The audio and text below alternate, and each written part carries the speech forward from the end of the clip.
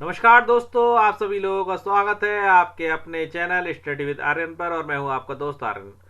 देखिए दोस्तों, हम लोगों की एनसीईआरटी ज्योग्राफी के एमसीक्यूज चल रहे थे, जिसमें हमने क्लास 10th के 5वें अध्याय के पार्ट प्रथम के एमसीक्यूज कंप्लीट करवा दिए थे। क्योंकि आपका जो 10th क्लास का 5वां अध्याय खनिज और ऊर्जा संसाधन ये काफ़ी लंबा है, इसलिए हमने इसकी वीडियो 2 पार्ट में बनाई है। तो उसके ही आज हम सेकंड पार्ट में एमसीक्यूज लेकर के आए। उससे पहले आप लोगों से निवेदन है कि चैनल को सब्सक्राइब जरूर कर दीजिएगा। बिना टाइम वेस्ट करें हम आज के एमसीक्यूज देखते हैं। देखिए दोस्तों, आज का हमारा पहला प्रश्न प्रश्न नंबर पहला कहता है, खदानों में काम करने वाले श्रमिकों को होने वाली बीमारियों में शामिल है सिलिकोसिस, न्यूमोकोनियोसिस, फेफड़ों का कैंसर, उक्त रक्तचाप। देखिए उपरोक्त कथनों में से कौन सा सही है? केवल पहला, केवल दूसरा, या आपका केवल तीसरा, या आपका पहला दूसरा तीसरा और चौथा, चारों ही सही है। तो देखिए दोस्तों, यहाँ पर जो बीमारियां दी गई हैं सिलिकोसिस, न्यूमोकोनियोसिस और फेफड़ों का कैंसर और उक्त रक्तचाप, ये सारी बीमारियां खदानों में काम करने वाले श्रमिकों को होती हैं। इसलिए हमारा डी विकल्प यहाँ पर बिल्कुल सही है। थोड़ा सा इसे और यहाँ पर ब्रीफ कर देता हूँ दोस्तों। देखिए, खदानों में काम करने वाले श्रमिकों को धूल, जहरीली गैसों और खतरनाक रसायनों के कारण फेफड़ों की बीमारियां हो जाती हैं। फेफड़ों की जो बीमारी हो जाती है दोस्तों, उसमें सिलिकोसिस भी होती है। और कोयले की खदानों में काम करने वाले श्रमिकों में आपका न्यूमोकोनियोसिस नामक बीमारी होती है। इसके अलावा दोस्तों खदान श्रमिकों में त्वचा संबंधित समस्याएं भी पाई जाती हैं और कुछ मामलों में कैंसर भी पाया जाता है, जैसे फेफड़ों का कैंसर हो जाता है।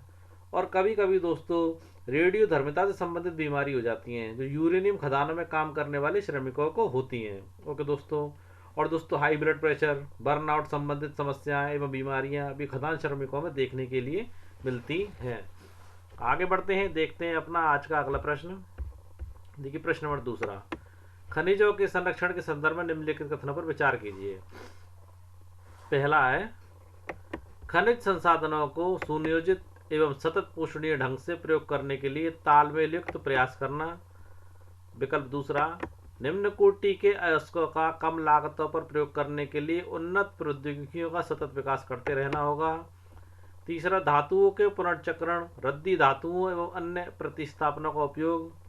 उपरोक्त कथनों में से कौन सा या से सही है? केवल पहला, केवल दूसरा, केवल तीसरा, या डी पहला दूसरा तीसरा और चौथा। देखिए दोस्तों, यहाँ पर हमारा जो विकल्प है वो डी यानी कि पहला दूसरा तीसरा यहाँ पर हमारा सही है। ओके दोस्तों। अब देखिए क्यों सही है, इसको मैं आप लोगों को समझा देता हूँ। देखिए पहला विकल्प देखते हैं, खनिज संसाधनों को सुनियोजित एवं सतत पोषणीय ढंग से प्रयोग करने के लिए तालमेल युक्त प्रयास करना। यानी कि दोस्तों इसका मतलब है खनिजों के पुनर्भरण के लिए समय देना चाहिए, क्योंकि खनिज जो है, खनिज निर्माण की जो प्रक्रिया अत्यधिक धीमी है, इसलिए इसे अनवीनीकरण योग्य संसाधन कहा जाता है।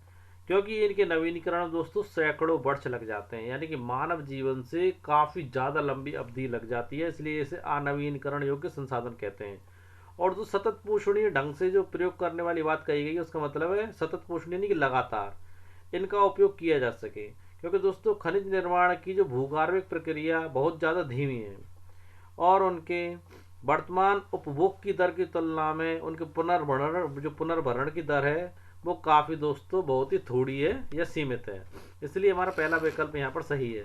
दूसरा विकल्प देखते हैं, निम्न कोटि के अयस्कों का कम लागतों पर प्रयोग करने के लिए उन्नत प्रौद्योगिकियों का सतत विकास करते रहना। देखिए दोस्तों, क्योंकि अयस्कों के सतत उत्खनन यानी कि लगातार उत्खनन से लागत बढ़ जाती है, क्योंकि खनिजों के उत्खनन की गहराई बढ़ने के साथ उनकी गुणवत्ता भी घटती जाती है। ओके दोस्तों, इसलिए दूसरा विकल्प भी सही है। देखिए तीसरा विकल्प सही इसलिए कि धातुओं के पुनर्चक्रण यानी कि रद्दी धातुओं और अन्य प्रतिस्थापनों का भी प्रयोग हमें करना चाहिए, इसलिए यहाँ पर हमारे तीनों ही विकल्प सही हैं। आगे बढ़ते हैं अगले प्रश्न की ओर। देखिए प्रश्न नंबर तीसरा, ग्रामीण भारत में ऊर्जा का कितने प्रतिशत लकड़ी व उपले से प्राप्त किया जाता है? 50%, 60%, 70% या आपका 80%? दोस्तों मैं आप लोगों को बता दूं, ग्रामीण भारत में ऊर्जा का 70% लकड़ी या उपले जो गाय के वगैरह के गोबर से बनाए जाते हैं, गाय भैंसों के गोबर से बनाए जाते हैं, उससे प्राप्त किया जाता है। फ्रेंड्स, गैर परंपरागत साधनों में आपका सौर ऊर्जा आ जाता है, पवन ऊर्जा आ जाती है, ज्वारीय ऊर्जा, भूतापीय ऊर्जा, है ना दोस्तों। तो उसी के तहत मैं आप लोगों को बता रहा हूँ, जो लकड़ी जो आती है, लकड़ी और गोबर के, इस जो गोबर के, जो गाय भैंसों के उपले से जो गोबर बनाया जाता है, उपले बनाए जाते हैं, उनसे हमारे भारत में दोस्तों 70% ऊर्जा प्राप्त की जाती है। ओके दोस्तों, देखिए ग्रामीण भारत में लकड़ी व उपले बहुतायत में प्रयोग किए जाते हैं, और एक अनुमान के अनुसार दोस्तों ग्रामीण घरों में आवश्यक ऊर्जा का 70% से अधिक इन दो साधनों से प्राप्त किया जाता है। लेकिन फ्रेंड्स एक बात और बता दूं, वन लगातार घट रहे हैं, घटते वन क्षेत्र के कारण इनका उपयोग करते रहना कठिन होता जा रहा है। इसके अतिरिक्त दोस्तों अगर उपलों की बात करें, जो गाय भैंस के गोबरों से बनते हैं, उपलों का उपयोग भी हतोत्साहित किया जा रहा है, यानी कि उनके उपयोग को भी गंदगी से, यानी कि उपले तापने में हाथों में के बदबू मारती है, ऐसे करके ग्रामीणों को हतोत्साहित किया जाता है। क्योंकि इनका उपयोग कृषि में खाद के रूप में भी किया जा रहा है दोस्तों, कि इससे बढ़िया तो इसका उपयोग खाद के रूप में कर लें, जो कि एक अच्छा विकल्प भी होता है। इसलिए उपले को भी दोस्तों हतोत्साहित किया जा रहा है। इसलिए दोस्तों लंबे समय तक इनका उपयोग करना भी मुश्किल होगा। आगे देखते हैं प्रश्न नंबर 4। देखिए परंपरागत ऊर्जा के स्रोतों में शामिल नहीं है कोयला एवं पेट्रोलियम, प्राकृतिक गैस, परमाणु अथवा आणविक ऊर्जा या विद्युत। तो देखिए दोस्तों मैं आपको बता देता हूँ, इस प्रश्न का हमारा सटीक उत्तर है परमाणु अथवा आणविक ऊर्जा।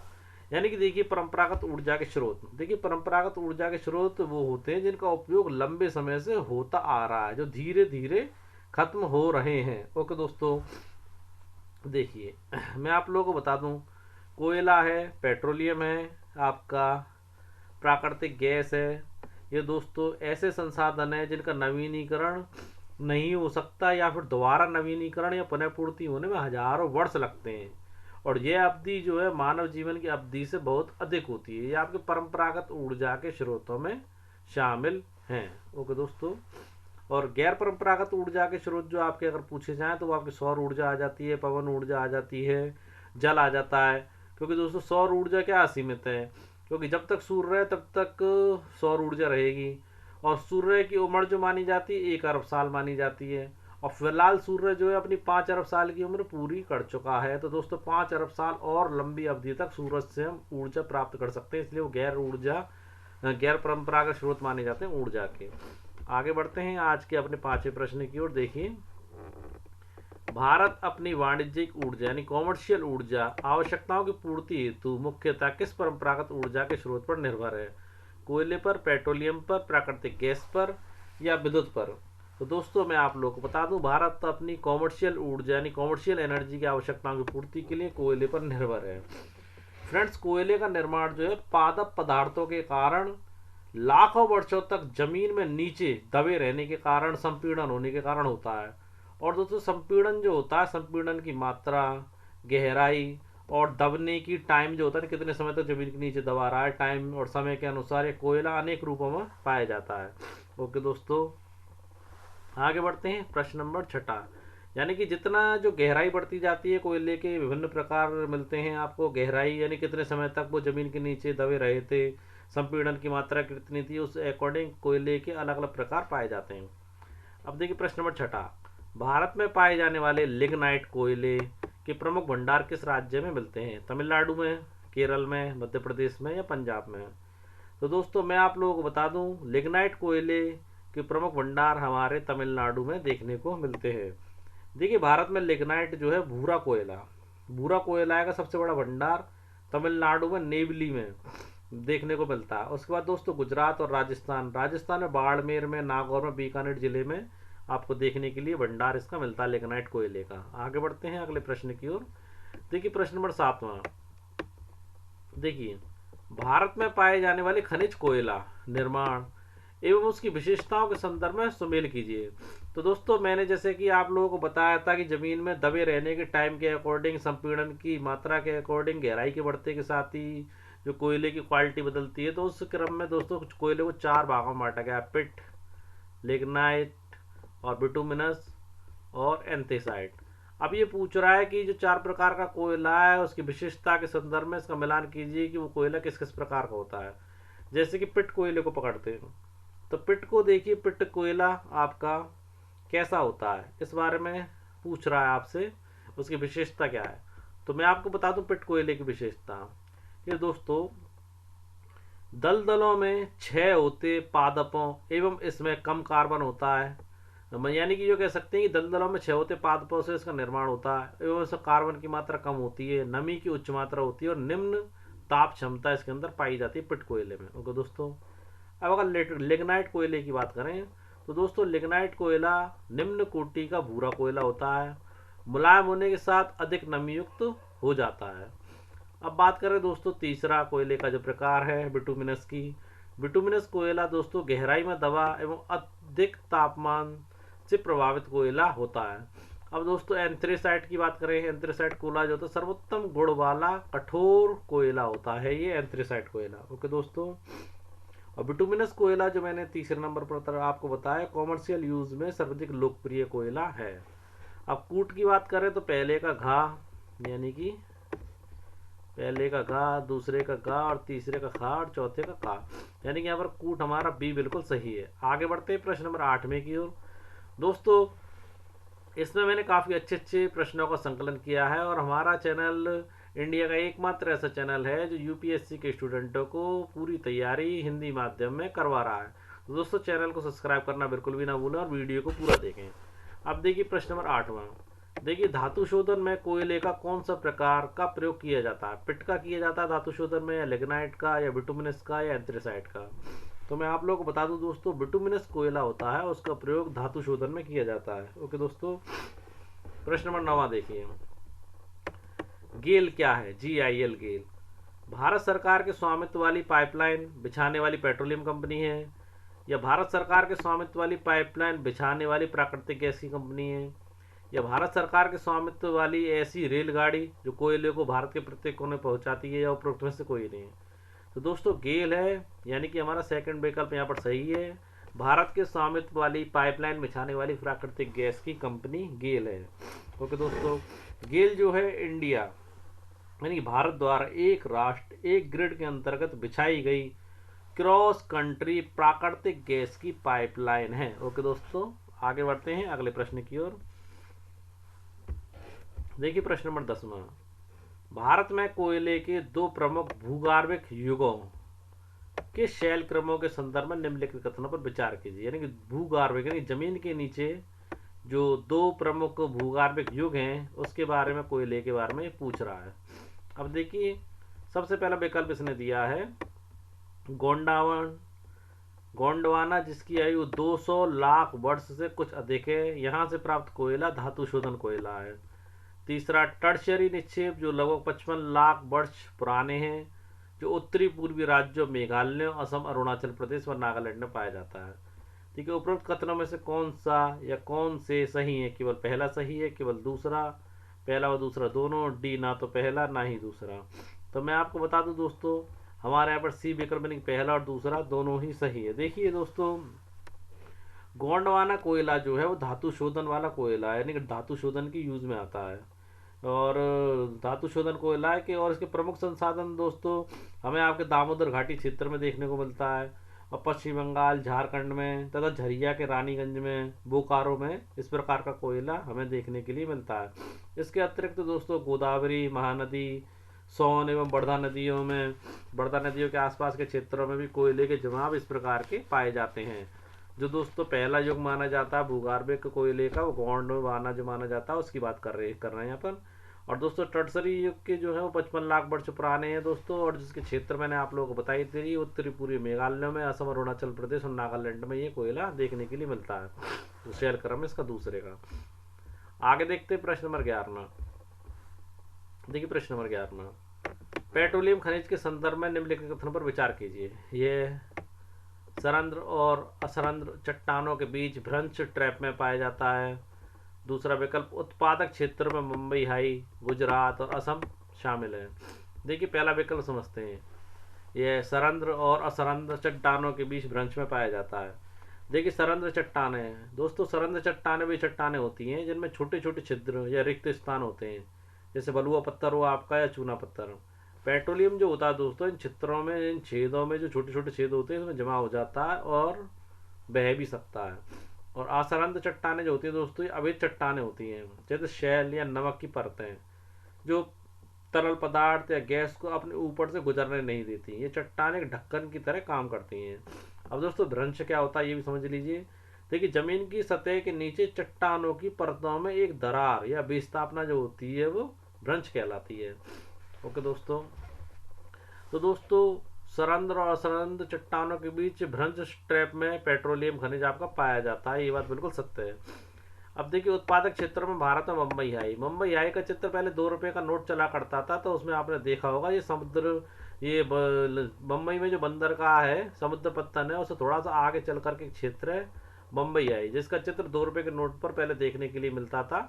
ओके दोस्तों, पुराने नोट अगर आपने देखे 2 रुपए के तो उस पर देखने के लिए मिलता था, तो पेट्रोलियम निकाला जाता है और भारत में गुजरात में और असम में भी निकाला जाता है, जैसे डिगबोई वगैरह में। ओके दोस्तों, तो यहाँ पर हमारा पहला विकल्प और दूसरा विकल्प दोनों ही यहाँ पर सही हैं। आगे बढ़ते हैं दोस्तों अपने अगले प्रश्न की ओर। देखिए प्रश्न नंबर 12वां। देखिए दोस्तों एक चीज और बता देता हूँ प्रश्न नंबर 11वें में ही।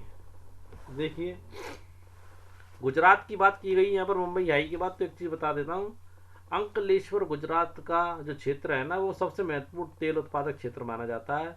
और असम जो है भारत का सबसे पुराना तेल उत्पादक राज्य है। इसमें दोस्तों डिगबोई, नहर, कटिया और मोरन हुगरीजन असम के महत्वपूर्ण तेल उत्पादक क्षेत्र हैं। इन्हें आप नोट डाउन करना चाहें तो नोट डाउन कर लेना। अब देखते हैं आज का प्रश्न नंबर 12वां। देखिए निम्नलिखित में से कौन सी प्राकृतिक गैस घरों और उद्योगों में पाइपलाइन के जरिए पहुंचाने वाली गैस है? सीएनजी है, पीएनजी है, एलपीजी है, और उपरोक्त में से कोई नहीं। तो दोस्तों मैं आप लोगों को बता दूं, गैस वह गैस जो घरों में और उद्योगों में पाइपलाइन के जरिए पहुंचाई जाती है, उस गैस का आपका नाम है यानी कि पीएनजी, यानी कि विकल्प यहाँ पर हमारा दूसरा बिल्कुल सही है। अब देखिए समझिए, देखिए सीएनजी जो है आपकी कंप्रेस्ड नेचुरल गैस, ये वाहनों के लिए उच्च दबाव वाली प्राकृतिक गैस यानी कि जो वाहनों में भरी जाती है। और पीएनजी दोस्तों पाइप्ड नेचुरल गैस है, जो घरों और उद्योगों में पाइपलाइन के जरिए पहुंचाई जाने वाली गैस है। ओके दोस्तों, अब दोनों की बात करें तो दोनों मुख्य रूप से मीथेन है, लेकिन सीएनजी वाहनों के लिए संपीड़ित किया जाता है और पीएनजी को सीधे रसोई व हीटर के लिए आपूर्ति के लिए भेजा जाता है। और पीएनजी दोस्तों ज़्यादा सुविधाजनक है और सुरक्षित विकल्प बन जाती है, खासकर दोस्तों एलपीजी के मुकाबले। एलपीजी गैस आपके सिलेंडरों में भरी हुई आती है, परंतु एलपीजी को दोस्तों पाइपलाइन के जरिए घरों तक नहीं पहुंचाया जाता है, इसलिए हमारा विकल्प दूसरा यहाँ पर सही है। अब बात करते हैं आज के प्रश्न नंबर 13वें की। देखिए गेल प्राकृतिक गैस लाइन कंपनी से संबंधित गैस लाइनों के संदर्भ में कौन सा कथन असत्य है? देखिए 1700 किलोमीटर लंबी Hazira Vijaypur Jagdishpur cross country pipeline ने मुंबई हाई और बसीन गैस क्षेत्रों को पश्चिमी और उत्तरी भारत के विभिन्न उर्वरक, बिजली और औद्योगिक परिसरों से जोड़ा है, जो कि बिल्कुल सही बात है आपकी। दूसरे विकल्प को देखें, क्रॉस कंट्री पाइपलाइनों के 1700 किलोमीटर से बढ़कर 18,500 किलोमीटर तक 10 गुना से अधिक हो गया है। ओके दोस्तों, यानी पाइपलाइन आगे बढ़ती जा रही है।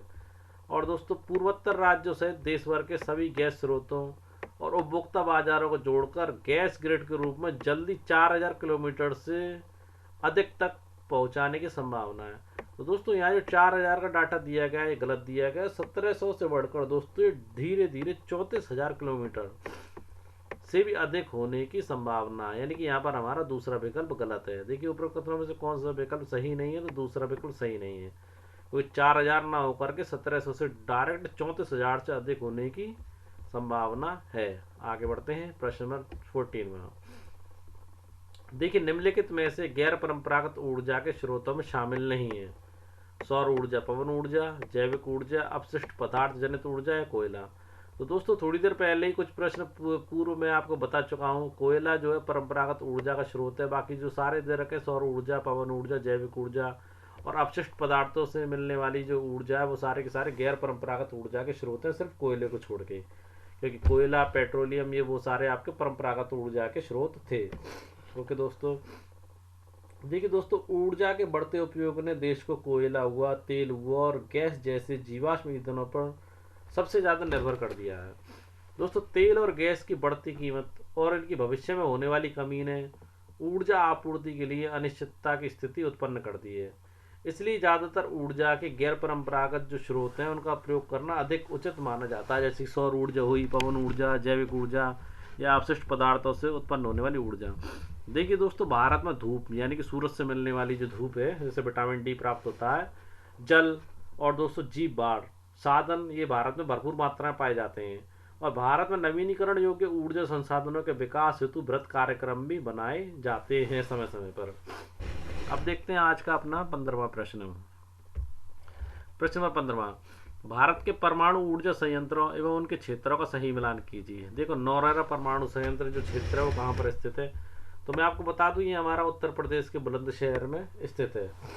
देखिए दोस्तों, ये आपके उत्तर प्रदेश के बुलंदशहर जिले में स्थित है। ये एक स्थान है जो अपने नौरेरा परमाणु ऊर्जा संयंत्र के लिए प्रसिद्ध है, जो गंगा नदी के किनारे स्थित है और भारत के परमाणु ऊर्जा कार्यक्रम में महत्वपूर्ण योगदान देता है। और महत्वपूर्ण बात यह है दोस्तों, ये भारत का पहला परमाणु ऊर्जा केंद्र है जो स्वदेशी तकनीक यानी PHWR का उपयोग करता है, जिसमें उत्तर प्रदेश और उसके आसपास के क्षेत्रों में दोस्तों बिजली ये पहुंचाता है। अब बात करें दोस्तों दूसरे परमाणु ऊर्जा संयंत्र यानी रावतभाटा की, तो ये राजस्थान के चित्तौड़गढ़ जिले में स्थित है। और दोस्तों, भारत के महत्वपूर्ण परमाणु ऊर्जा संयंत्रों और परमाणु ईंधन परिसर के लिए जाना जाता है। इसे राजस्थान की परमाणु नगरी भी कहते हैं और चंबल नदी के किनारे पर बसा है, जहाँ राणा प्रताप सागर बांध भी है और ये कनाडा के सहयोग से स्थापित हुआ था। अब बात करें दोस्तों काकरा पार की, तो दोस्तों ये गुजरात के सूरत में स्थित है। देखिए, गुजरात के सूरत जिले में स्थित है और एक प्रमुख ऊर्जा संयंत्र जो तापी नदी के किनारे पर बना है और भारत के स्वदेशी परमाणु कार्यक्रम का एक महत्वपूर्ण हिस्सा है। इसमें भारत की सबसे बड़ी स्वदेशी यानी कि 700 मेगावाट की परमाणु इकाई कैप KAAP3 भी इसी में शामिल है। और अगर बात करें तारापुर की, तो तारापुर आपका महाराष्ट्र के पालघर में स्थित है। देखिए, महाराष्ट्र के पालघर में स्थित एक प्रमुख औद्योगिक परमाणु ऊर्जा का केंद्र है जो भारत के पहले परमाणु ऊर्जा स्टेशन के लिए प्रसिद्ध है, जिसकी स्थापना दोस्तों 1969 में हुई थी। अब देखिए, मैंने एक ऐप लगाया, वो मैप लगाया है जिसमें आप भारत के परमाणु ऊर्जा संयंत्र एवं तापघर जो देख सकते हैं।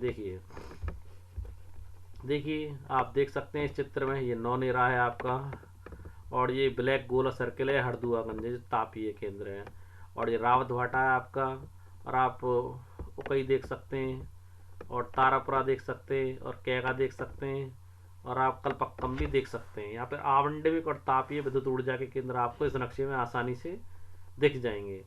आगे बढ़ते हैं आज के अगले प्रश्न की ओर। देखिए प्रश्न नंबर 16, निम्नलिखित में से किस प्रौद्योगिकी द्वारा धूप को सीधे विद्युत में परिवर्तित किया जा सकता है या जाता है? पहला, फोटोवोल्टाइक द्वारा या सौर फोटोवोल्टिक द्वारा, या विकल्प पहले व दूसरे दोनों के द्वारा, या ना तो पहले के द्वारा और ना ही दूसरे के द्वारा। दोस्तों यहाँ पर हमारा विकल्प तीसरा बिल्कुल सही है, क्योंकि जो दोनों तकनीक दी गई हैं उनके द्वारा धूप को सीधे विद्युत में परिवर्तित किया जाता है। देखिए दोस्तों, इन दोनों प्रौद्योगिकी में सौर सेल यानी कि सूर्य के प्रकाश फोटोन को सीधे इलेक्ट्रॉन में बदलकर DC यानी कि डायरेक्ट बिजली बनाते हैं और फिर उसे इन्वर्टर द्वारा AC यानी कि अल्टरनेट बिजली में बदला जा सकता है। और देखिए, सौर सेल क्या होते हैं? छोटे उपकरण होते हैं जो सिलिकॉन जैसे अर्धचालक पदार्थों से बने होते हैं। देखिए दोस्तों, भारत के ग्रामीण और सुदूर क्षेत्रों में सौर ऊर्जा तेजी से लोकप्रिय हो रही है।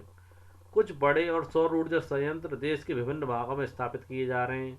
ऐसी उम्मीद है दोस्तों कि सौर ऊर्जा के प्रयोग से ग्रामीण घरों में उपलब्ध एवं लकड़ी पर निर्भरता को न्यूनतम नहीं कम से कम किया जा सकेगा।